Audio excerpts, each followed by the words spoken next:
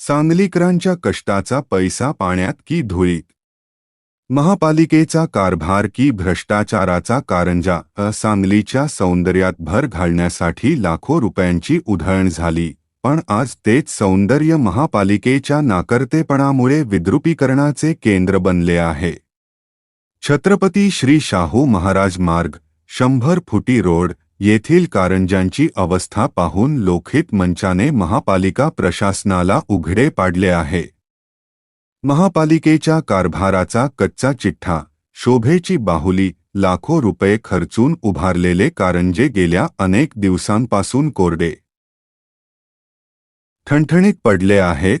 गंजलेले सौंदर्य कारंजांच्या संरक्षणासाठी लावलेल्या जाळ्या पूर्णपणे गंजल्या असून त्या कधीही तुटून पडण्याच्या अवस्थेत आहेत. नादुरुस्त यंत्रणा, पाण्याचे व्हॉल्व्ह आणि पाईपलाईनची देखभाल वायावर सोडण्यात आली आहे. प्रशासनाला फक्त उद्घाटन करण्यात रस आहे का?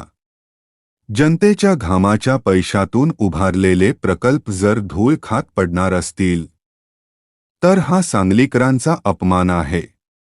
याला जबाबदार असणाऱ्या अधिकाऱ्यांवर कारवाई झालीच पाहिजे. मनोज भिसे, अध्यक्ष, लोकहित मंच, सांगली. लोकहित मंच आता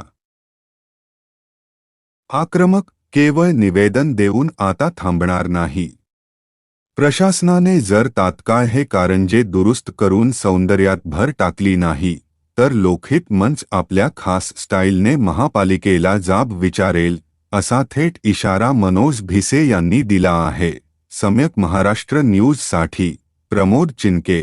न्याय आणि हक्काच्या बातम्यांसाठी आपल्या चॅनेलला नक्की सबस्क्राईब करा.